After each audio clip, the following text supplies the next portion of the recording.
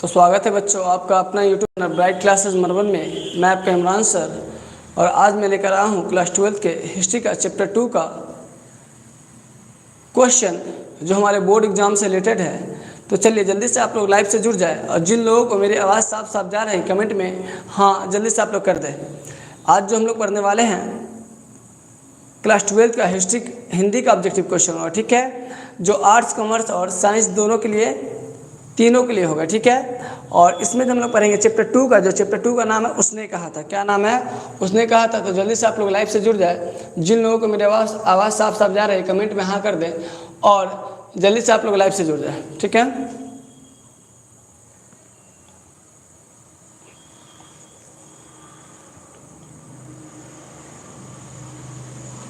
चलिए सभी लोग लाइव से जल्दी से जुड़ जाएं।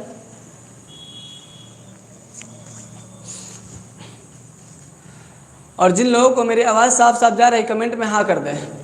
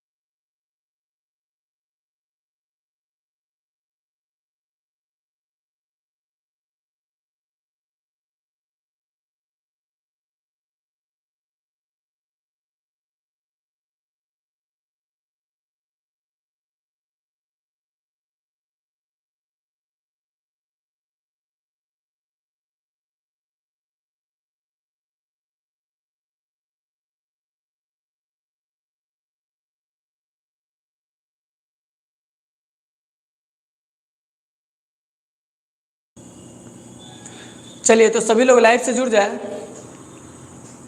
और जो लोग को मेरी आवाज़ साफ साफ जा रही कमेंट में हाँ करें।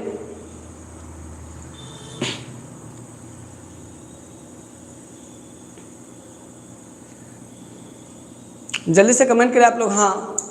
जिन लोगों को मेरी आवाज़ साफ साफ जा रही कमेंट में हाँ कर दें। आज जो हम लोग पढ़ने वाले हैं क्लास 12 के हिंदी का ऑब्जेक्टिव क्वेश्चन पढ़ने वाले हैं जो चैप्टर 2 का होगा। तो चलिए आज का क्लास स्टार्ट करने से पहले मैं बस एक रिक्वेस्ट करूंगा आप लोगों से हाथ जोड़कर कि सभी लोग वीडियो को शेयर करें और अपने फ्रेंड, अपने आसपास के दोस्त सभी को जोड़ें। क्लास 12 का जो भी बच्चा हो सभी को जोड़ें, या क्लास 10th का बच्चा हो सभी को आप लोग हमारे चैनल से जोड़ें, क्योंकि यहाँ पर क्लास 10th और क्लास 12 के बच्चे को पढ़ाया जाएगा। तो आप सभी लोगों से रिक्वेस्ट है कि आप सभी लोग जल्दी से सभी लोग को जोड़ दें और क्लास में प्रेजेंट हो जाए, ठीक है। आज जो हम लोग पढ़ने वाले हैं हिंदी का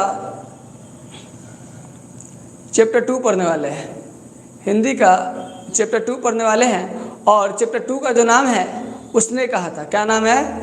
उसने कहा था। चलिए तो हम स्टार्ट करते हैं बिना टाइम को वेस्ट करते हुए। सबसे पहला क्वेश्चन हमारा उसने कहा था। उसने कहा था कि लेखक का नाम क्या है? तो हम जानेंगे एकदम अच्छे तरीके से कि देखिए उसने कहा था कहानी में एक लड़का रहता है जो एक लड़की को कहानी सुनाते रहता है। तो लड़की जो है ना शर्माने लगती है। क्या करने लगती है? लड़की शर्माने लगती है। लड़की शर्माने लगती है। तो समझ लीजिए शर्माने लगी मतलब राइटर का नाम क्या हो गया? चंद्रधर शर्मा गुलेरी हो गया। और लड़की को लड़का क्या सुनाता है? तो लड़की को जो लड़का सुनाता है क्या सुनाता है? कहानी सुनाता है। इसलिए कौन सी विधा है? तो कहानी है। और क्या सुनाता है? तो भाई कहानी सुनाता है।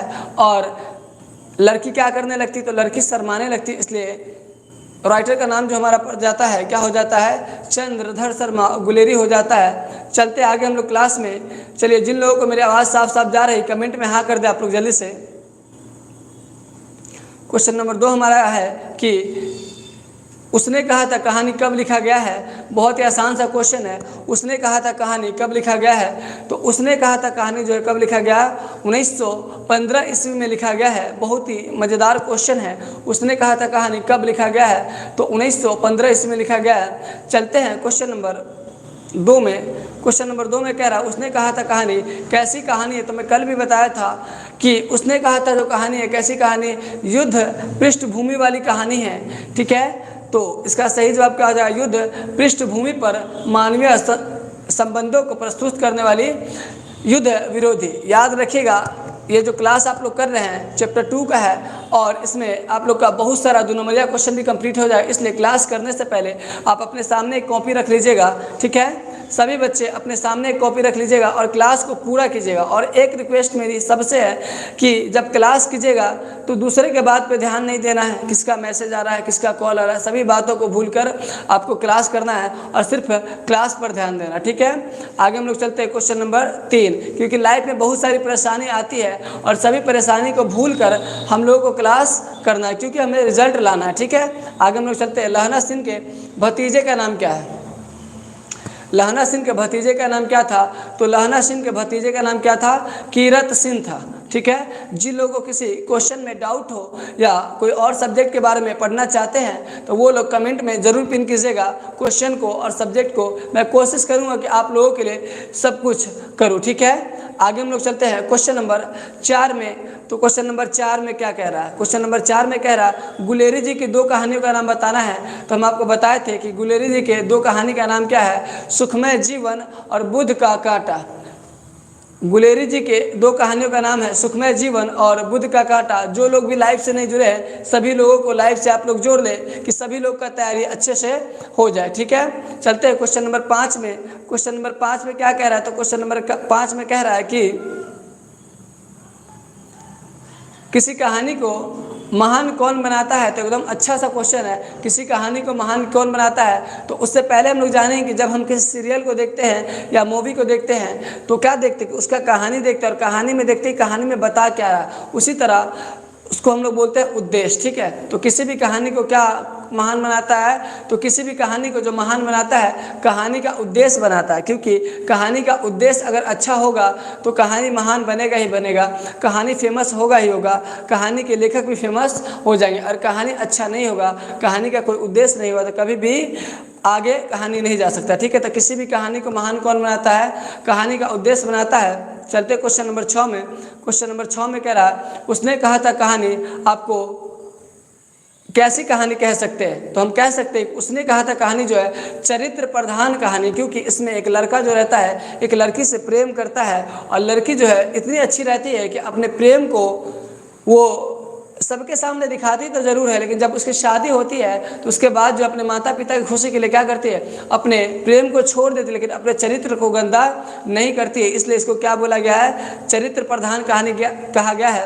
क्वेश्चन नंबर 6 कंप्लीट हो चुका है। क्वेश्चन नंबर 7 में चलते हैं बाबू। तो क्वेश्चन नंबर 7 में क्या कह रहा है कि हिंदी कहानी के विकास के 3 चरण बताए। मैं कल बताया था हिंदी कहानी के विकास के 3 चरण बताना है। तो प्रेमचंद का नाम याद रखना। ठीक है, पूर्व युग, उसके बाद क्या है हमारा, तो अंत युग याद रखिए।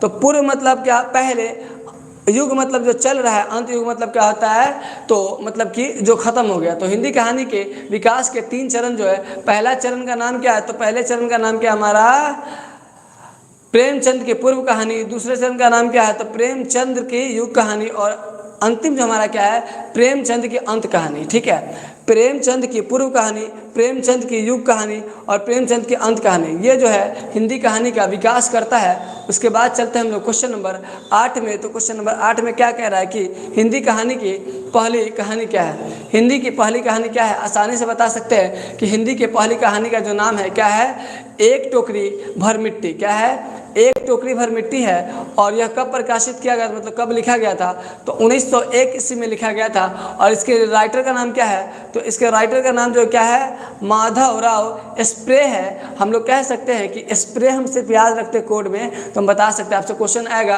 कि हिंदी के पहली कहानी के लेखक का नाम क्या है, तो हम लोग बता सकते हैं कि स्प्रे रहेगा।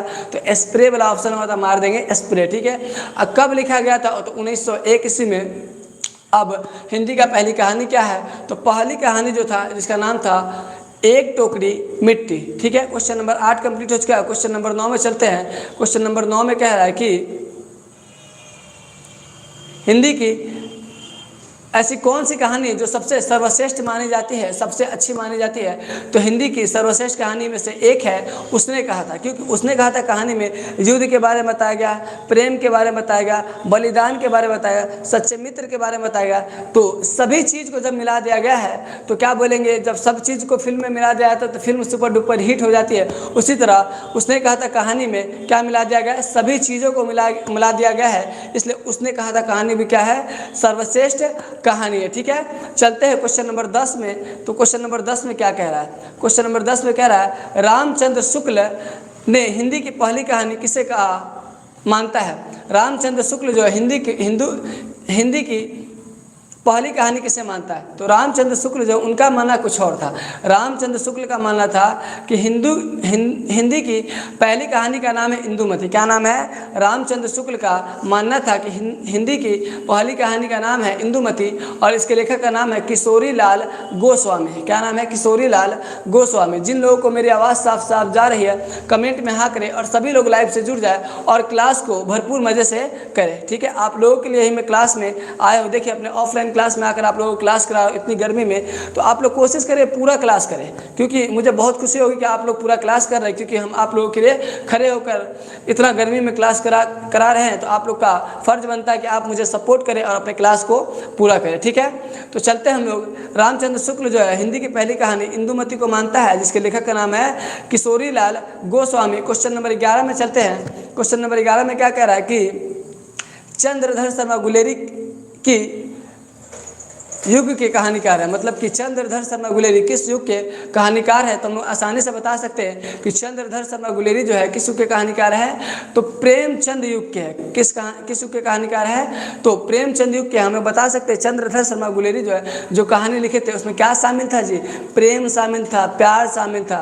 तो प्रेमचंद युग के कहानीकार थे। चलते हैं हम लोग 12 नंबर में। तो 12 नंबर में क्या है, तो कह रहा है कि गुलेरी जी ने 2 पत्रिकाओं का संपादन किया, उसका नाम क्या था। तो हम आसानी से बता सकते हैं कि जब हम किसी कहानी को या किसी चीज़ को लिखते हैं तो लोग हमारा विरोध करते हैं, आलोचना करते हैं। ठीक है, और जब वही चीज़ जब हम लिख लेते हैं तो लोग क्या करते हैं, जब वो फेमस हो जाता है, प्रचार हो जाता है, तो लोग हमारा बड़ाई करते हैं। क्या करते हैं, बड़ाई। तो पहला का नाम है आलोचनात्मक काशी और दूसरा का नाम क्या है, प्रचारणी पत्रिका। मतलब कि पहले लोग आलोचना किया और बाद में जब प्रचार हो गया तो लोग क्या क्या प्रसिद्ध कर दिया, फेमस कर दिया, लोग ही प्रचार करने लगा। तो पहला का नाम है आलोचनात्मक काशी और दूसरा का नाम क्या है, प्रचारणी पत्रिका। ठीक है, चलते हैं क्वेश्चन नंबर 13 में। क्वेश्चन नंबर 13 में क्या कह रहा है, तो क्वेश्चन नंबर 13 में कह रहा है कि हिंदी के पात्रों की एक सूची तैयार करना है।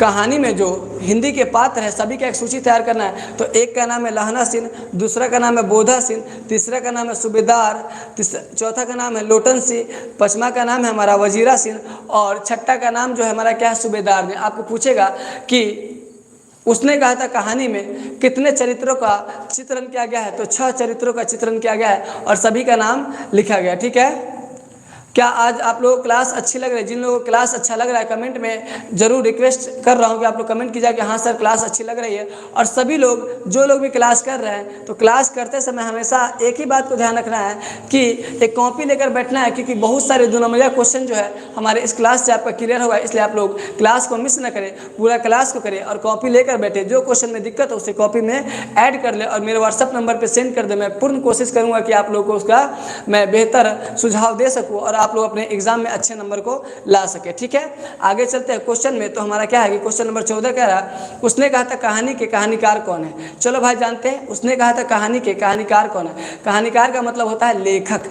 किसने लिखा है। तो हम लोग आसानी से बता सकते हैं कि उसने कहा था कहानी जो इसके लेखक का नाम क्या है, तो उसने कहा था कहानी में एक लड़का जो एक लड़की से क्या कहता रहता है, तो एक लड़का जो एक लड़की से क्या कहता है, कहानी कहता है, तो लड़की क्या करने लगती है, शर्माने लगती। शर्माने लगती मतलब क्या हो जाएगी, तो चंद्रधर शर्मा गुलेरी हो जाएगा। जो बच्चे भी लाइव से नहीं जुड़े उसे आप लोग लाइव से जोड़ ले। सभी बच्चे से रिक्वेस्ट है कि जो बच्चे भी लाइव से नहीं जुड़े उसे कॉल करके उसे लाइव से जोड़ ले, क्योंकि कभी किसी भी बच्चे का क्लास मिस नहीं होना चाहिए। मैं अपनी तरफ से पूरी कोशिश कर रहा हूँ, आप अपनी तरफ से पूरी कोशिश कीजिए कि सभी बच्चे का पढ़ाई हो और सभी बच्चे अपना लक्ष्य को प्राप्त करें और अच्छा क्लास ले सके, क्योंकि आज जो क्लास हम लोग कर रहे हैं बहुत मज़ेदार क्लास हो रही है, इसलिए आप लोग मिस ना करें, ठीक है।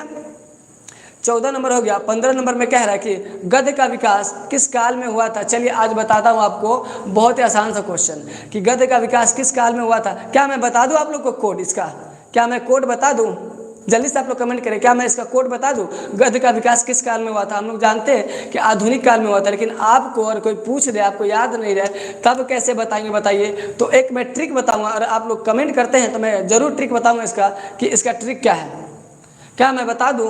जल्दी से आप लोग कमेंट करें, क्या मैं बता दूं कि गद्य का विकास किस काल में हुआ था? चलिए जल्दी से आप लोग कमेंट करें, क्या मैं इसका ट्रिक बता दूं आप लोगों को, गद्य का विकास किस काल में हुआ था। चलिए सभी लोग जान जाइए कि गद्य का विकास जो है किस काल में हुआ था, क्योंकि लड़का जो होता है, लड़का जो होता है, लड़का को लोग क्या कहता है? गधा। क्या है?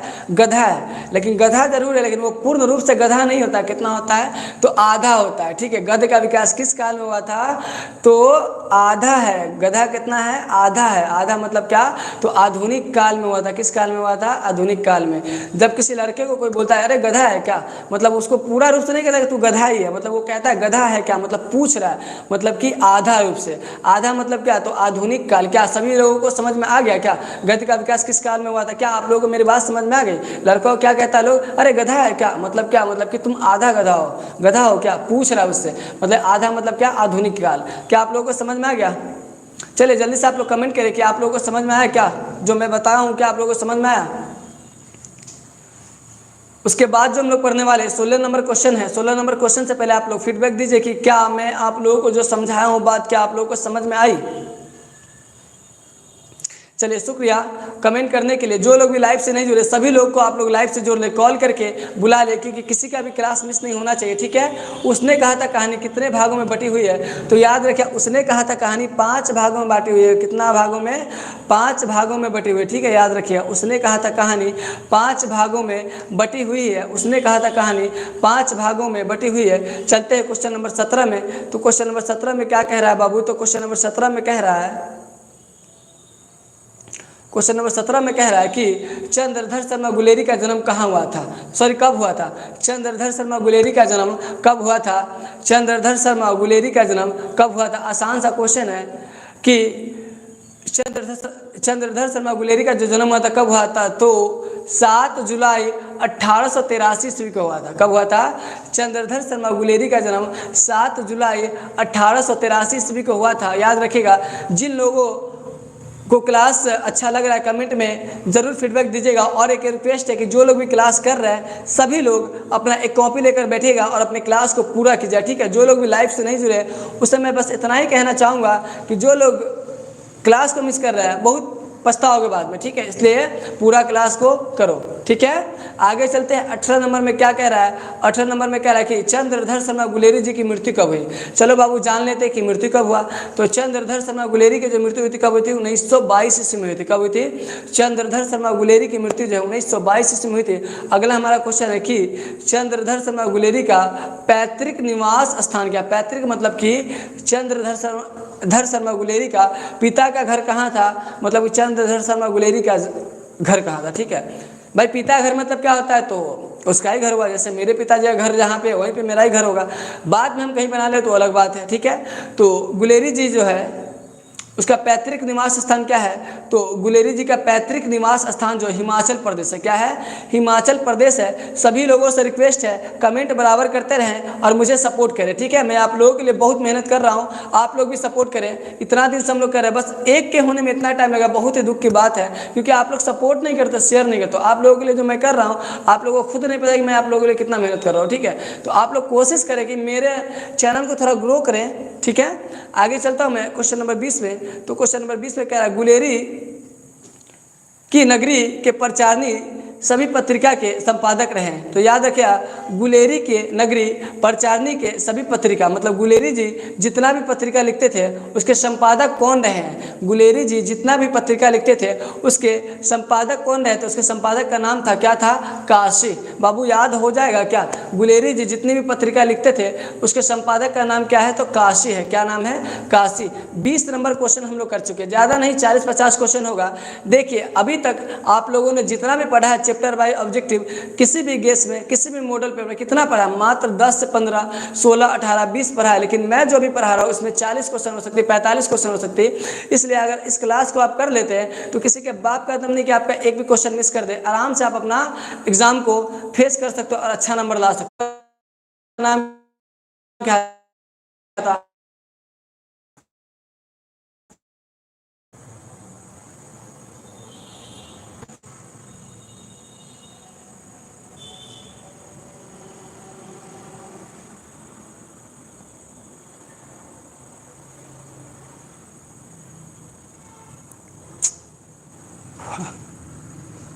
चलिए जल्दी से आप लोग कमेंट करें कि लहना सिंह के गांव का नाम क्या था। लहना सिंह के गांव का नाम क्या था?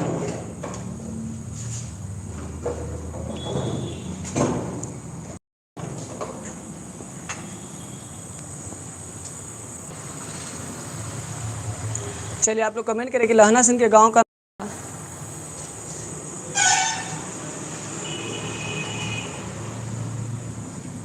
जिन लोगों को आवाज़ साफ साफ जा रही है, अगर पिक्चर साफ साफ आ रहा है कमेंट में हाँ कर दे। पता नहीं नेटवर्क प्रॉब्लम हो जाती है, अब मैं इसमें भी क्या कर सकता हूँ। मैं तो अपनी तरफ से पूरी कोशिश कर रहा हूँ कि आप लोग को एकदम अच्छा माहौल मिले, अच्छा क्लास मिले। चलिए जल्दी से आप लोग कमेंट करें कि लहना सिंह के गाँव का नाम क्या था। चलिए लहना सिंह के गांव का नाम क्या था बउआ? तो लहना सिंह के गांव का नाम था मांझे। क्या नाम था? मांझे। चलिए जिन लोगों को आवाज़ साफ साफ जा रही है और क्वेश्चन साफ साफ नज़र आ रहा है कमेंट में हाँ कर दे। आप लोग जल्दी से कमेंट में हाँ कर दें और अपने सर को बताएं कि हाँ सर आवाज़ साफ साफ आ रही है और क्वेश्चन साफ साफ नज़र आ रहा है। चलिए जल्दी से आप लोग कमेंट कर दें। क्लास को जल्दी एंड करूँगा क्योंकि आप लोगों को काम होगा और आप लोग को भी अपने कोचिंग का ऑफलाइन क्लास करना होगा। इसलिए जल्दी से आप लोग बताएं कि क्या आवाज़ साफ साफ जा रही है आप लोगों को? क्या आवाज़ साफ साफ जा रही है आप लोगों को और क्वेश्चन साफ साफ नजर आ रहा है? ठीक है, शुक्रिया। लहना सिंह किस पद पर था? चलिए जानते हैं हम लोग लहना सिंह किस पद पर था। तो लहना सिंह जो था एक जमादार था। क्या था? जमादार था। लहना सिंह एक जमादार था। क्या था बउआ? जल्दी बोल दो, लहना सिंह क्या था बउआ? तो लहना सिंह क्या था? जमादार था। ठीक है, लहना सिंह क्या था? तो जमादार था। ठीक है, आगे हम लोग चलते हैं। लहना सिंह की मृत्यु किसकी गोद में हुई थी? एकदम आसान सा क्वेश्चन है कि लहना सिंह की मृत्यु किसकी गोद में हुई थी। तो लहना सिंह की जो मृत्यु हुई थी किसके गोद में हुई थी? वजीरा सिंह के गोद में हुई थी। ठीक है, लहना सिंह की मृत्यु किसकी गोद में हुई थी? वजीरा सिंह की गोद में हुई थी। उसके बाद हमारा क्वेश्चन में कह रहा है कि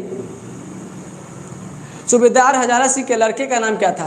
सूबेदार हजारा सिंह के लड़का का नाम क्या था? जल्दी से आप लोग कमेंट कर दें कि हजारा सिंह के लड़का का नाम क्या था। तो जानते हैं हम लोग कि हजारा सिंह का बेटा जो था क्या था? बुद्धू था। बुद्धू उसको तो मतलब कि एकदम बोधा था, मतलब सुस्त था। तो क्या है? तो सूबेदार हजारा सिंह के बेटे का नाम क्या था? बोधा सिंह था। क्या नाम था?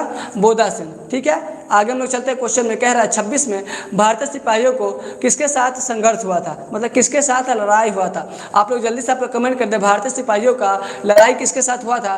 तो भारत का सिपाही जो था जिसका लड़ाई हुआ था किसके साथ हुआ था? जर्मनी के साथ में हुआ था। भारत के सिपाहियों का लड़ाई जर्मनी के साथ हुआ था। जो लोग भी लाइव से जुड़े सभी लोग चैनल को सब्सक्राइब कर ले और वीडियो को ज़्यादा से ज़्यादा शेयर कीजिएगा। और जो लोग भी क्लास नहीं कर रहे हैं सभी लोग क्लास में आ जाए। सभी से रिक्वेस्ट है आज की क्लास को मज़ेदार बनाने के लिए आप मेरा सपोर्ट करें। 26 क्वेश्चन हो चुका है, बस कुछ ही प्रश्न बाकी है। चलिए आगे हम लोग चलते हैं 27 में। 27 में कह रहा है कि जर्मन लोटन को किसने मार गिराया? आप लोग कमेंट कर दे कि जर्मन लोटन को किसने मार गिराया है। तो जर्मन लोटन को जो मार गिराया उसका नाम क्या है? लहना सिंह है। क्या है? जर्मन लोटन को मार गिराया है। किसने मार गिराया है? लहना सिंह ने मार गिराया था। क्वेश्चन नंबर 27 में कह रहा है कि जर्मन लोटन को किसने मार गिराया है। तो जर्मन लोटन को जो मार गिराया उसका नाम क्या है? लहना सिंह नाम था। क्या नाम था? लहना सिंह नाम था। आगे हम लोग चलते हैं बाबू। आगे हमारा क्वेश्चन कह रहा है कि क्वेश्चन नंबर 28 सिख राइफल्स के जमादार लहना सिंह का नंबर कितना था? अरे इतना आसान सा क्वेश्चन मत पूछिए। लहना सिंह के नंबर क्या थे? सिख राइफल्स के जमादार लहना सिंह का नंबर क्या था? लहना सिंह का नंबर क्या था? तो 77 था। 77 था। 77 क्या था? 77। अब बताइए 77 कैसे? क्या मैं कोड बता दूं क्या आप लोगों को? बोले तो कोड बता दूं, इसका भी कोड बता दूं। चलिए जल्दी से बताएं, आप लोग को कोड बता दूं। बहुत सारे बच्चे भूल जाएंगे इसलिए बोलो तो कोड बता देता हूं। अगर आप बोलोगे तो कोड बता दूंगा। जल्दी से आप लोग कमेंट करें। क्या मैं इसका कुछ कोड बताऊं क्या आप लोगों को? उम्मीद करता हूं और इंशाल्लाह पूरा उम्मीद है मुझे कि आप लोगों को समझ में आ जाएगी अगर मैं कोड बताऊंगा तो। चलिए मैं कोड बताता हूं। लहना सिंह जो लड़ाई लड़ रहा था, क्या करके लड़ाई लड़ रहा था? साथ साथ लड़ रहा था। साथ साथ लड़ रहा था। किससे लड़ रहा था? साथ साथ लड़ रहा था। मतलब साथ साथ पर साथ साथ क्या होता है? 77। समझ में आ गया क्या आप लोगों को? क्या समझ में आ गया सभी लोगों को? लहना सिंह जो लड़ाई लड़ रहा था, किसके साथ लड़ रहा था? तो साथ साथ लड़ रहा था। साथ साथ मतलब क्या? तो 77। समझ में आया क्या आप लोगों को? चलिए जल्दी से कमेंट करें किन लोगों को समझ में आ गया। अपने हैंड अप को ऊपर करें, हाथ को तो ऊपर कर नहीं सकते लेकिन कमेंट को जरूर ऊपर कर सकते हैं, इसलिए आप लोग कमेंट कर दे। क्या आप लोगों को समझ में आ गया? अच्छे से समझ में आ गया? अच्छे तरीके से, पक्का वाला ना? चलिए इसी बात के साथ हम लोग चलते हैं क्वेश्चन नंबर 29 में। क्वेश्चन नंबर 29 में क्या कह रहा है कि सरकार ने सूबेदार को जमीन कहाँ दी थी? यार सब जानता है कि सरकार ने सूबेदार को जमीन कहाँ दी थी। तो याद रखिए सरकार ने सूबेदार को जो जमीन दी थी कहाँ दी थी? लायलपुर में। कहाँ दिया था? लायलपुर में। बोलो इसका भी कोड बता दूँ तो बोलो, इसका भी कोड बता दूँ तो बोलो, जल्दी से बोलो, मैं जरूर बताऊंगा, आप लोगों को जरूर समझ में आएगा। चलिए जल्दी से बोलो, बता दूँ क्या कोड इसका? सरकार ने सूबेदार को जमीन कहाँ दी थी? बताइए, बोलिए जल्दी से बोलिए, मैं बता दूंगा। उम्मीद करता हूँ कि जरूर समझ में आएगा। थोड़ा सा दिमाग लगाओगे तो किसी का दम नहीं कि आपको मतलब कि पीछे कर दे। जो आप कर सकते हैं वो कोई नहीं कर सकता, ठीक है? आपके आसपास के दोस्त या आपके आसपास के दोस्त या कोई भी आपका बुराई करते हो, लेकिन मैं जरूर बोलता हूँ कि आप मेरी बातों को मानोगे तो आप एक दिन जरूर अपने ड्रीम को अचीव करो, ठीक है? क्या मैं कोड बता दूँ? सरकार ने सूबेदार को जमीन कहाँ दी थी? चलिए जान लेते हैं कि सरकार ने सूबेदार को जमीन कहाँ दी। तो देखिए सरकार किसको जमीन देता है? जो लायक होता है, लायक। तो ला से क्या हो जाए हमारा? लायलपुर हो जाए। क्या समझ में आ गया आप लोगों को? सरकार जमीन किसको देगा? क्या हमको जमीन दे देगा? आपको जमीन दे देगा? नहीं देगा। सरकार जमीन उसी को देगा जो लायक होगा। लायक मतलब क्या? तो लायलपुर। क्या आप लोगों को समझ में आ गया? क्या आप लोगों को समझ में आ गया? जल्दी से आप लोग कमेंट करें कि आप लोगों को समझ में आया या नहीं। 29 नंबर क्वेश्चन कंप्लीट हो चुका है, बस कुछ कदम दूर हैं और चैप्टर 2 हमारा क्लोज हो जाएगा। ये जो चैप्टर हम लोग पढ़ रहे हैं बिहार बोर्ड के बोर्ड एग्जाम से रिलेटेड है। एक भी क्वेश्चन को आप लोग मिस नहीं कीजिएगा और कोशिश कीजिएगा पूरे क्लास को धुआंधार क्लास करें और धुआं उड़ा दे पूरे क्वेश्चन का, ठीक है? क्या आप लोगों को समझ में आया मेरा बात? सरकार ने सूबेदार को जमीन कहाँ दी थी? तो समझ में आ गया हो कि सरकार जमीन उसी को देता है जो लायक होता है। और लायक मतलब क्या? तो लायलपुर, ठीक है? आगे हम लोग चलते हैं 30 नंबर में। गुलेरी जी का जन्म कहाँ हुआ था? तो याद रखिए गुलेरी जी का जन्म कहाँ हुआ था, ठीक है? गुलेरी जी का जन्म कहाँ हुआ था? चलिए इसका भी कोड है, मैं बोलो तो बता देता हूँ, आप लोग बोलिएगा तो। क्या मैं बता दूँ इसका भी कोड? गुलेरी जी का जन्म कहाँ हुआ था? गुलेरी जी का जन्म कहाँ हुआ था? आप लोग बोलिए तो मैं बता देता हूँ उसका भी कोड। चलिए गुलेरी जी का जन्म कहाँ हुआ था? बोलिए तो मैं एक कोड बताऊंगा। कोशिश करता हूँ समझाने के लिए, क्योंकि मैं क्लास में पढ़ाते पढ़ाते कोड बना रहा हूँ, समझाते समझाते, तो हो सकता है थोड़ा कि और लगता हो, समझने में दिक्कत हो, लेकिन अगर कोशिश करोगे तो बहुत बेहतर समझ में आएगा। क्या मैं बता दूँ इसका कोड? गुलेरी जी का जन्म कहाँ हुआ था? चलिए बताता हूँ, याद रखिए। गुलेरी जी क्या थे? लेखक थे। क्या थे? लेखक। और लेखक जो होता है क्या होता है? प्रसिद्ध होता है। क्या होता है? प्रसिद्ध। और जो प्रसिद्ध होता है उसका लोग क्या करते हैं? जय जय करते हैं। क्या करते हैं? जय जय। तो गुलेरी जी का जन्म कहाँ हुआ था? जयपुर में हुआ था, ठीक है? और जिसका जय जय होता है वह किसका जय जय होता है? जो राजा होता है। तो जयपुर में हुआ था। राजा मतलब राजस्थान। जयपुर में हुआ था। जिसका जय जय होता है, जिसका जय जय होता है वो हमारा क्या हो गया? जयपुर हो गया। क्या हो गया? जयपुर, ठीक है? जय जय किसका होता है? राजा का होता है। राजा मतलब क्या बहुआ?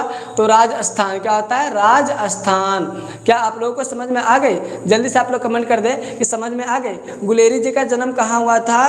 तो गुलेरी जी एक लेखक थे और लेखक जब जन्म लेता है तो उसका पिता जो ना खुशी मनाता है, जय जय करता है। क्या करता है? जय जय करता है। और जय जय किसका होता है? तो राजा का होता है। मतलब जय जय मतलब जयपुर और राजा का मतलब क्या? राजस्थान। क्या आप लोगों को समझ में आ गए? जल्दी से आप लोग कमेंट में कर दे कि हाँ सर समझ में आ गए।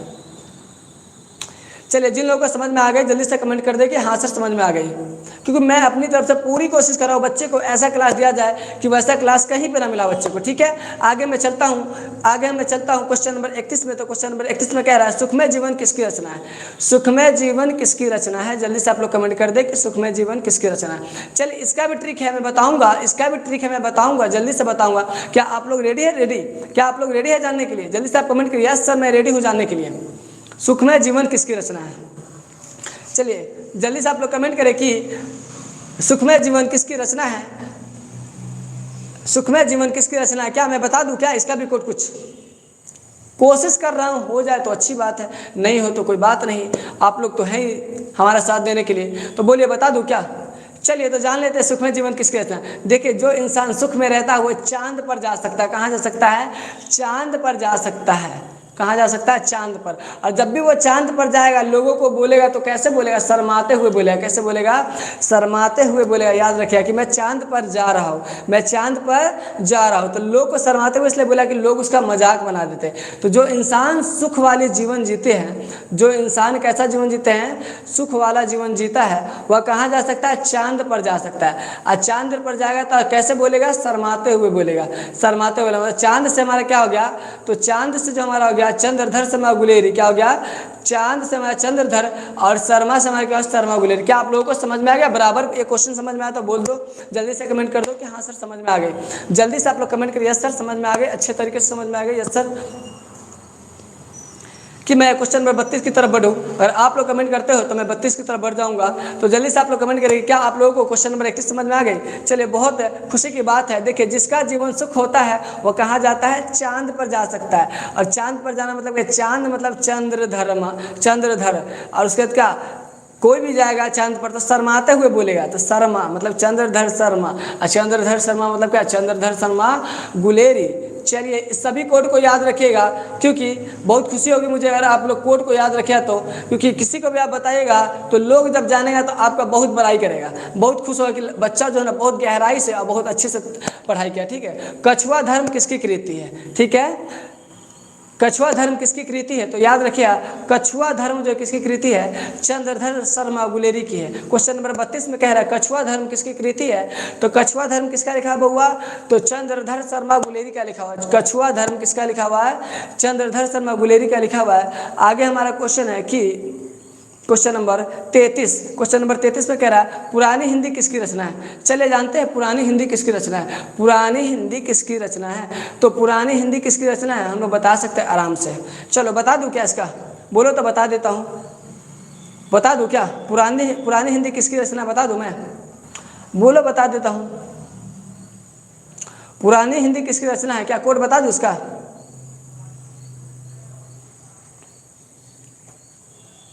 पुरानी हिंदी किसकी रचना है? बता दो इसका कोड। अगर आप लोग बोलोगे तो मैं जरूर कोड बताऊंगा और जरूर समझ में आएगा। एकदम अच्छा सा कोड दिमाग में आ चुका है। क्या मैं बता दूं?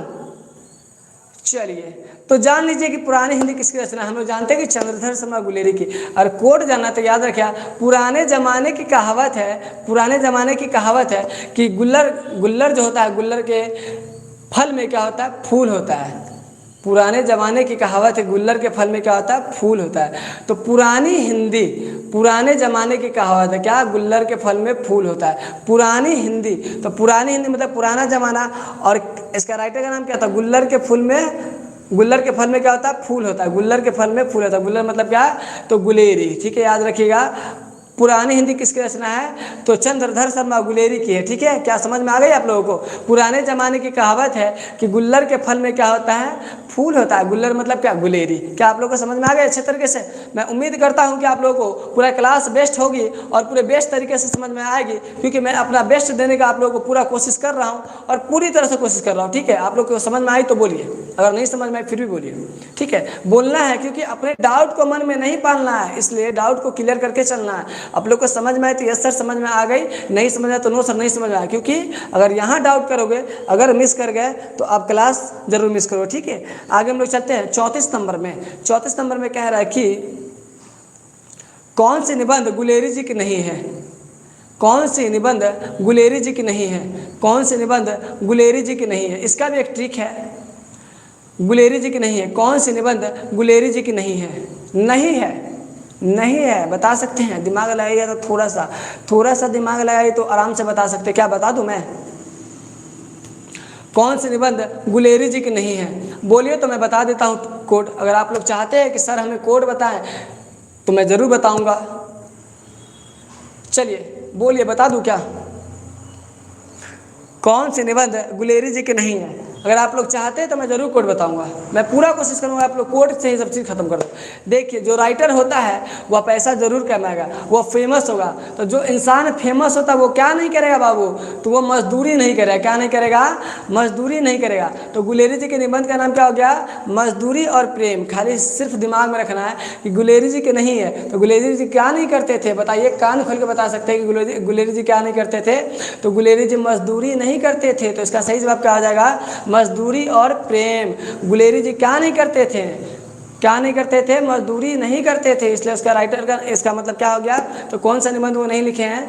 तो मजदूरी और प्रेम को नहीं लिखे। क्या आप लोगों को समझ में आ गए अच्छे तरीके से? जल्दी से आप लोग कमेंट करें कि यस सर समझ में आ गई। जो लोग चैनल को सब्सक्राइब नहीं किए चैनल को सब्सक्राइब कर ले और वीडियो को लाइक करना ना भूले और ज़्यादा से ज़्यादा इस वीडियो को शेयर करें। ठीक है, क्या आप लोगों को समझ में आ गई?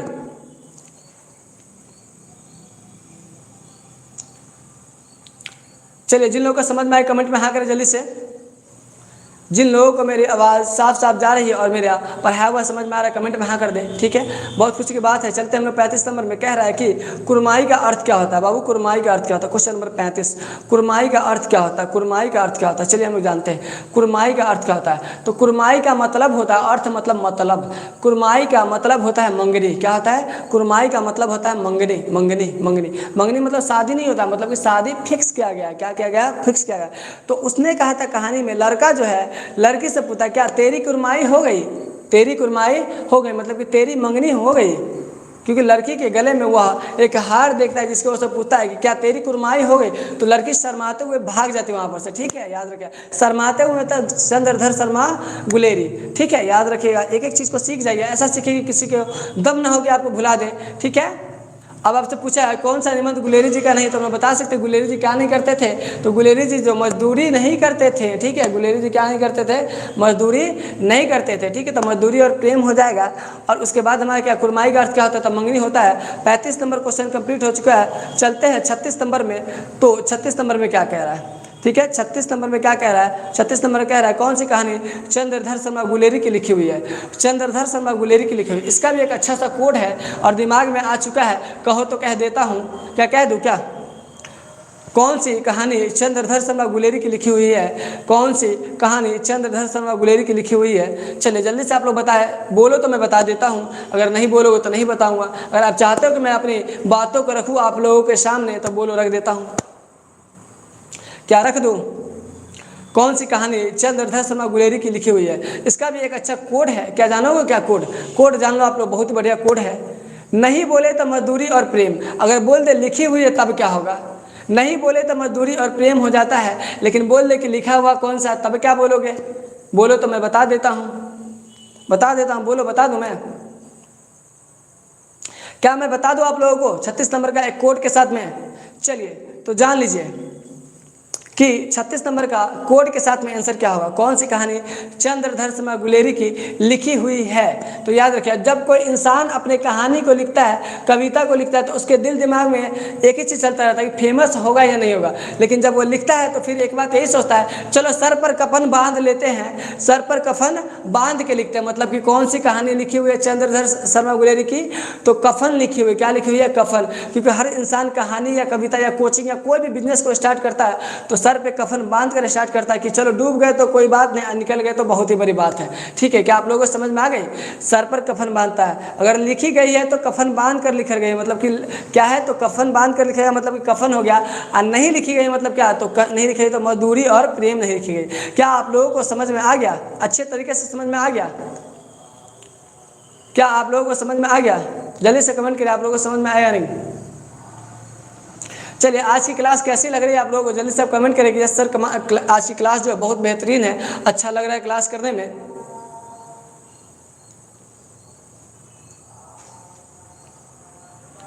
चलिए 37 में चलते हैं। गुलेरी जी के गांव का नाम क्या था? तो याद रखिएगा, गुलेरी जी के गांव का नाम था गुलेर गांव। और कहाँ पड़ता था? अमृतसर में पड़ता था। कहाँ पड़ता था? गुलेर गांव था। और कहाँ पड़ता था बउआ? तो कहाँ पड़ता था? अमृतसर में पड़ता था। कहाँ पड़ता था? अमृतसर में। गुलेर गांव जो है कहाँ पड़ता था? अमृतसर में। क्या आप लोगों को समझ में आ गया? गुलेरी जी के गाँव का नाम क्या है? गुलेर गाँव है। और कहाँ पड़ता था? तो अमृतसर में पड़ता था। 37 नंबर क्वेश्चन कंप्लीट हो चुका है, बस कुछ कदम दूर है। जल्दी से आप लोग कमेंट कर दे, क्या आप लोगों को समझ में आ गया?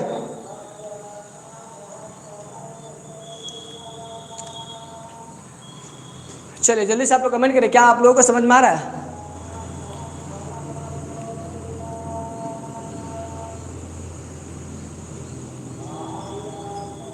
चलिए थैंक यू। सब लोग कॉपी लेकर बैठिएगा। रिक्वेस्ट है मेरा सभी बच्चे से कि कॉपी लेकर बैठिएगा। आप अपने फैमिली के लिए पढ़िए, खुद के लिए ना पढ़ पा रहे तो कम से कम अपने माता पिता के लिए पढ़िए कि एक ऐसा नंबर लाना कि माता पिता खुश हो जाए। ठीक है, चलिए अगला क्वेश्चन हमारा कि लहना सिंह किस कहानी का पात्र है। तो लहना सिंह जो है किस कहानी का पात्र है, उसने कहा था। लहना सिंह किस कहानी का पात्र है, उसने कहा था। लहना सिंह किस कहानी का पात्र है, उसने कहा था। चलिए लहना सिंह किस कहानी का पात्र है, तो उसने कहा था। ठीक है, लहना सिंह किस कहानी का पात्र है, उसने कहा था। अगला हमारा क्वेश्चन है कि उसने कहा था कहानी किस प्रकार की कहानी है, किस प्रकार की कहानी है। तो इसका सही जवाब जो होगा हमारा क्या हो जाएगा, चरित्र प्रधान भी होगा और कर्म प्रधान भी होगा, दोनों हो सकता है। जो दे आंसर में वही हमारा सही होगा। ठीक है, चरित्र प्रधान भी होगा और कर्म प्रधान भी होगा। ठीक है, याद रखिए। लहना सिंह जो है उसने कहा था कहानी किस प्रकार की कहानी है, तो कर्म प्रधान भी है और चरित्र प्रधान भी है। ऑप्शन में जो होगा वही सही होगा। क्या आप लोगों को समझ में आ गई मेरी बात। कभी कभी होता है एक इंग्लिश का डबल मीनिंग होता है, बच्चे कंफ्यूज कर जाते हैं। जैसे मान लेते डेट का मतलब होता है खजूर और डेट का मतलब क्या होता है, तारीख होता है। बच्चे कंफ्यूज हो गए, उसी तरह यहाँ पर भी बच्चे कंफ्यूज होने वाले हैं। क्या आप लोगों को समझ में आ गई? तो जल्दी से आप लोग कमेंट कर दिया सर समझ में आ गई, आपकी बात बहुत अच्छे से आप समझा रहे हैं। क्या आप लोगों को समझ में आ गई मेरी बात। उसने कहा था कहानी किस प्रकार की कहानी है, तो कर्म प्रधान भी है और चरित्र प्रधान भी है। क्या है, कर्म प्रधान भी है और चरित्र प्रधान भी है। ठीक है, अब चलता हूँ, चलते चलते बस कुछ क्वेश्चन को क्लियर कर लेता हूँ। 40 नंबर में कह रहा है बचपन में लहना सिंह किस लड़की के बारे में कौन सा प्रश्न करता है। मतलब कि बचपन में लहना सिंह जो है लड़की से कौन सा प्रश्न करता है। क्या आप जवाब नहीं दे सकते हो? जल्दी से आप लोग खुद से कमेंट कर दो कि बचपन में लहना सिंह लड़की से कौन सा प्रश्न करता है। आप लोग मैं क्वेश्चन आंसर को मिटा दिया, आप लोग खुद बता सकते हो कि बचपन में लड़की से लहना सिंह क्या प्रश्न करता है। बस एक ही को प्रश्न करता है, क्या करता है। तो जल्दी से आप लोग कमेंट कर दीजिए कि बचपन में लहना सिंह क्या क्वेश्चन करता है। तो क्वेश्चन करता है क्या तेरी कुरमाई हो गई। लड़की से पूछता है कि लड़की के गले में जब हार देखता है तो पूछता है, जैसे देखो मेरे गले में हार, ये अभी माइक लगा, तो उसी तरह लड़की के गले में हार था। क्या हार था। तो लड़की से पूछता क्या है कि तेरी कुरमाई हो गई, तेरी कुरमाई हो गई मतलब कि तेरी मंगनी हो गई। ठीक है, आगे हम लोग चलते 41 नंबर में। 41 नंबर में कह रहा है कि लेफ्टिनेंट साहब सूबेदार को कितने आदमी को खंडक में छोड़ने के लिए कहता है। लेफ्टिनेंट साहब जो है सूबेदार को क्या कहता है कि कितने आदमी को खंडक में छोड़ने के लिए कहता है। तो जल्दी से आप लोग बता सकते हैं कि लेफ्टिनेंट साहब जो है सूबेदार को कितने आदमी को खंडक में छोड़ने के लिए कहता है। तो 10 आदमी को खंडक में छोड़ने के लिए कहता है। लेफ्टिनेंट साहब सूबेदार को 10 आदमी को खंडक में छोड़ने के लिए कहता है। और एक मेरा प्रश्न है, आप लोग जल्दी से कमेंट कर दे कि लेफ्टिनेंट साहब जो है सूबेदार को क्या कहता है। लेफ्टिनेंट साहब सूबेदार को क्या कहता है। आप लोग जल्दी से कमेंट करें कि क्वेश्चन नंबर 42 मेरे मन से है कि यहाँ से। ठीक है, याद रखिएगा, आप लोगों के लिए मैं बहुत कोशिश कर रहा हूँ और अपने मन से क्वेश्चन बना रहा हूँ, अपने मन से कोड बना रहा हूँ, इसलिए आप लोग कोशिश करें इसका जवाब खुद से दें। लेफ्टिनेंट साहब सूबेदार से क्या कहता है, जल्दी से कमेंट को पिन कर दे आप लोग। 41 नंबर हो गया, बस 2-3 क्वेश्चन और बचा हुआ मेरे अंदाज से। लेफ्टिनेंट साहब सूबेदार को क्या कहता है, जल्दी से आप लोग कमेंट करें कि लेफ्टिनेंट साहब सूबेदार को क्या कहता है। बहुत ही आसान सा क्वेश्चन और बहुत ही आसान सा जवाब होगा, चाहे तो दे दो और नहीं मन है तो न दो। लेफ्टिनेंट साहब सूबेदार से क्या कहता है। चलिए, बहुत अच्छा सा क्वेश्चन है, आप लोग जवाब दे सकते हो कि लेफ्टिनेंट साहब सूबेदार से क्या कहता है। आप चाहो तो आसानी से जवाब दे सकते हो, और अगर दिमाग नहीं लगाओ तो कभी जवाब नहीं दे पाओगे।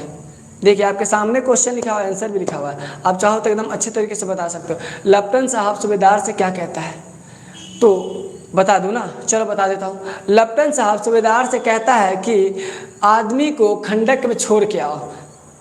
क्या कहता है कि आदमी को खंडक में छोड़ के आओ। नहीं, गलत बात। देखिए आपके सामने लिखा, लेफ्टिनेंट साहब सूबेदार को कहता है कि आदमी को खंडक में छोड़ के आओ। ठीक है, 41 नंबर कंप्लीट हो चुका। चलिए, जिन लोगों को समझ में आ गया कमेंट में हाँ कर दिया, सर समझ में आ गया है। चलिए, बस 3 कदम दूर और हमारा क्लास खत्म होने वाला है। जो लाइव क्लास था, मज़ेदार क्लास था, एकदम एंड होने वाला है। बहुत ही दुख की बात है, और इससे बड़ी दुख की बात है कि आप लोग वीडियो को शायद लाइक नहीं किए, तो वीडियो को लाइक कर दें। ठीक है, अमृतसर के लहना सिंह कौन थे, बताइए। अमृतसर में लहना सिंह के कौन थे। आसान सा क्वेश्चन है, अमृतसर में लहना सिंह के कौन थे। चलिए आप लोग जल्दी से कमेंट करें कि अमृतसर में लहना सिंह के कौन थे। दिमाग लगाइए, ये क्वेश्चन का आंसर इसमें गलत दिया हुआ है, आप लोग गलत जा रहे हैं। अमृतसर में लहना सिंह के पिता थे। पिता, देखिए क्या लिखा हुआ था क्वेश्चन में, सब्जेक्टिव में लिखा था, याद कीजिए क्या लिखा हुआ था कि अमृतसर जो है लहना सिंह का पैतृक निवास स्थान है। क्या है, पैतृक, और पैतृक मतलब कहता है पिता। तो मतलब कि लहना सिंह का पिता का घर जो कहाँ पढ़ता था? अमृतसर में। तो मामा नहीं होगा, क्या होगा जी? पिता होगा, याद रखिए। अमृतसर में लहना सिंह के कौन रहते थे? तो अमृतसर में लहना सिंह के कौन रहते थे? पिताजी रहते थे। क्या रहते थे? पिताजी रहते थे। आप थोड़ा सा दिमाग नहीं लगाते हैं क्या? अमृतसर में लहना सिंह के कौन रहते थे? नहीं, सॉरी, अमृतसर में लहना सिंह के कौन रहते थे? मामा ही रहते थे। अमृतसर में लहना सिंह के मामा रहते थे। और उसका जवाब सही होगा किसका? जो गुलेरी जी का कौन रहता था? अमृतसर में गुलेरी जी का कौन रहता था? जल्दी से आप लोग कमेंट करें। सॉरी, थोड़ा सा कंफ्यूज हो गया था मैं। आप लोग बताइए कि अमृतसर में गुलेरी जी के कौन रहते थे? ये तो क्वेश्चन आराम से आप बता सकते हैं कि अमृतसर में गुलेरी जी के कौन रहते थे। लहना सिंह के तो मामा रहते थे, लेकिन गुलेरी जी के कौन रहते थे? जल्दी से आप लोग कमेंट कर देखिए, अमृतसर में गुलेरी जी के कौन रहते थे? ठीक है, ये सही है। अमृतसर में गुलेरी जी के कौन रहते थे? लहना सिंह के तो मामा रहते थे, मुझे पता है, लेकिन गुलेरी जी के कौन रहते थे ये तो बताओ, तभी तो मालूम है। आंसर देके आप लोग बता रहे हो ना। चलिए बताओ अब कि अमृतसर में गुलेरी जी के कौन रहते थे? चलिए जल्दी से आप लोग कमेंट करके अमृतसर में गुलेरी जी के कौन रहते थे। चलिए शाबाश, ताली आपके लिए अमन कि आपने सही जवाब दिया। अमृतसर में गुलेरी जी कौन रहते थे? पिता रहते थे। एक और क्वेश्चन मेरा है कि गुलेरी जी का गांव का नाम क्या था? बहुत ही आसान सा क्वेश्चन है, आप लोग जल्दी से आप लोग कमेंट कर दें। गुलेरी जी के गांव का नाम क्या है? बस 2 कदम और दूर हैं। एक क्वेश्चन मेरे दिल का है कि अमृतसर में तुम जानते हैं गुलेरी जी के पिता रहते थे, लेकिन गुलेरी जी के गांव का नाम क्या था? आप लोग कमेंट करते जानते हो तो। गुलेरी जी के गांव का नाम क्या था? गुलेरी जी के गांव का नाम क्या था? चलिए गुलेरी जी के गांव का नाम क्या था? जल्दी से आप लोग कमेंट करें। थोड़ा सा दिमाग लगाइएगा, तो दिमाग लगाइए तो आराम से बता सकते। गुलेरी जी के गांव का नाम क्या था? गलत बात बाबू, गलत बात। जयपुर नहीं नाम था, गुलेरी जी के गांव का नाम था गुलेर। क्या नाम था? गुलेर। क्या आप लोगों को समझ में आ रहा है? गुलेरी जी के गांव का नाम क्या था? गुलेर। गुलेरी जी के गांव का नाम क्या था? गुलेर। क्या नाम था? गुलेर। गुलेरी जी के गांव का नाम गुलेर था। ठीक है, चलिए आगे हम लोग चलते हैं। 43 में कह रहा है लहना सिंह सूबेदार को वापस बुलाने के लिए किसे भेजता है? लहना सिंह सूबेदार को वापस बुलाने के लिए किसे भेजता है? जल्दी से आप लोग कमेंट करें कि लहना सिंह जो था सूबेदार को वापस बुलाने के लिए किसे भेजता है? तो लहना सिंह जो सूबेदार को वापस बुलाने के लिए किसे भेजता है? वजीरा सिंह को भेजता है। किसको भेजता है? वजीरा सिंह को भेजता है। लहना सिंह सूबेदार को वापस बुलाने के लिए किसे भेजता है? वजीरा सिंह को भेजता है। वजीरा सिंह को, ठीक है, किसको भेजता है? वजीरा सिंह को। क्या आप लोगों को समझ में आया? जल्दी से आप लोग कमेंट करें कि आप लोगों को समझ में आया या नहीं आया। चलिए जल्दी बताएं। लहना सिंह सूबेदार को वापस बुलाने के लिए किसे भेजता है? वजीरा सिंह को भेजता है। किसको भेजता है? वजीरा सिंह को। जिन लोगों को समझ में आ गया भर के कमेंट करिए सर समझ में आ गया। ठीक है, लास्ट क्वेश्चन हमारा है कि सूबेदार ने अपने पति एवं पुत्र की रक्षा करने के लिए किसे कहता है? यार आराम सा क्वेश्चन है। सूबेदार ने अपने पति और पुत्र की रक्षा करने के लिए किसे कहता है? अपने प्रेमी को कहता है, अपने प्रेमी को, जिससे वह प्यार बचपन में करती थी। तो जल्दी से आप लोग बता दें कि सूबेदारनी जो है अपने पति और पुत्र की रक्षा के लिए किसे कहती है? एकदम आसान से आप लोग बता सकते हैं कि सर इसका जवाब यही होगा। सूबेदारनी जो है अपने पति एवं पुत्र की रक्षा करने के लिए किसे कहती है? जल्दी से आप लोग कमेंट करें कि सूबेदारनी अपने पति और पुत्र की रक्षा के लिए किसे कहती है? तो कहती है लहना सिंह को। किसको कहती है? लहना सिंह को। एक क्वेश्चन मेरा, आप लोग जवाब दीजिए। एक नहीं 2 क्वेश्चन है मेरा। ठीक है, हम लोगों ने पढ़ा, आप लोगों को समझ में आया। अब मैं टेस्ट लेना चाहता हूँ, आप लोग समझ में आया नहीं तो बताइए गुलेरी जी का कौन सा निबंध लिखा नहीं है? कौन सा निबंध नहीं लिखा हुआ है? दिमाग लगाइए और बोलिए गुलेरी जी का कौन सा निबंध नहीं लिखा हुआ है? आप लोगों को मैं कोड बताऊँ, अगर आपको याद होगा तो आप जरूर बता सकते हैं। गुलेरी जी का कौन सा निबंध नहीं लिखा हुआ है? गुलेरी जी का कौन सा निबंध नहीं लिखा हुआ है?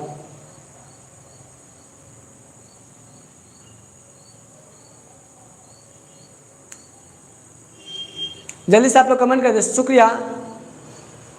हाँ बहुत अच्छा मन, बहुत खुशी हुआ मुझे कि आपको समझ में आया है। बहुत अच्छा जवाब दिया। गुलेरी जी का कौन सा निबंध नहीं लिखा हुआ है? तो गुलेरी जी जो है जब निबंध लिखना शुरू किए तो उस समय क्या नहीं लिखे थे? तो मजदूरी नहीं करते थे, और मजदूरी के साथ में प्रेम के चक्कर भी नहीं पड़े थे। ठीक है, तो मजदूरी और प्रेम हो जाएगा। ठीक है बाबू, एकदम अच्छे समझ लो। जो इंसान का कोई सपना आता है वह मजदूरी नहीं करता है और उसके बाद वह प्रेम के चक्कर में नहीं पड़ता, तो मजदूरी और प्रेम हो गया। ठीक है, एक और क्वेश्चन मेरा, क्या मैं पूछ दूँ? एक और क्वेश्चन पूछ दूँ। अगर आप लोग बोलोगे, आप लोग अगर राजी हो तो मैं एक और क्वेश्चन पूछूंगा। क्या मैं पूछ दूं? एक क्वेश्चन और पूछ दूं? जो लोग भी चैनल से नए जुड़े हैं चैनल को सब्सक्राइब कीजिएगा और वीडियो को ज़्यादा से ज़्यादा लाइक कीजिए और कोशिश कीजिए कि वीडियो को ज़्यादा से ज़्यादा शेयर करें। एक क्वेश्चन और मन में है, बोलो तो पूछ देता हूँ। पूछ दूँ? चलो पूछ देता हूँ कि गुलेरी जी का कौन सा निबंध लिखा हुआ है? आप लोग बताइए तो, गुलेरी जी का कौन सा निबंध लिखा हुआ है? आप जल्दी से बताइए। चलिए ठीक है, डन है। गुलेरी जी का कौन सा निबंध लिखा हुआ है? आप लोग जल्दी से कमेंट करें कि गुलेरी जी का कौन सा निबंध लिखा हुआ है। जब निबंध लिखता है तो इसका भी कोड मैं बताया हूँ, आप दिमाग लगाओगे तो आराम से बता सकते हो कि सर इसका जवाब क्या होगा। गुलेरी जी का कौन सा निबंध लिखा हुआ है? आप जल्दी से कमेंट करें। नहीं, उसने कहा तो हाँ पता है मुझे। एक और बताइए, गुलेरी जी का कौन सा निबंध लिखा हुआ है? दूसरा कोई और बताइए। उसने कहा था सही है आपका, मजदूरी और प्रेम गलत है। देखिए मजदूरी और प्रेम जो है गुलेरी जी का नहीं लिखा हुआ है, उसने कहा था लिखा हुआ है। लेकिन एक और था हमारा कि जब गुलेरी जी निबंध को लिखे थे तो उस समय अपने सर पर क्या बांध लिए थे बउआ? कफन बांध लेते। क्या बांध लेते? कफन बांध कर लिखे थे कि या फेमस होगा या नहीं होगा, और दिल पर हाथ रखे और सर पे कफन बांध लेते। मतलब क्या था? कौन सा लिखा हुआ? कफन। कफन। क्या समझ में आया आप लोगों को? समझ में आया? समझ में आया या नहीं समझ में आया?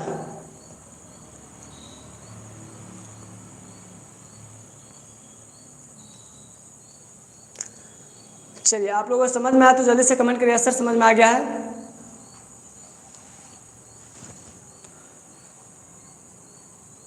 चलिए शुक्रिया।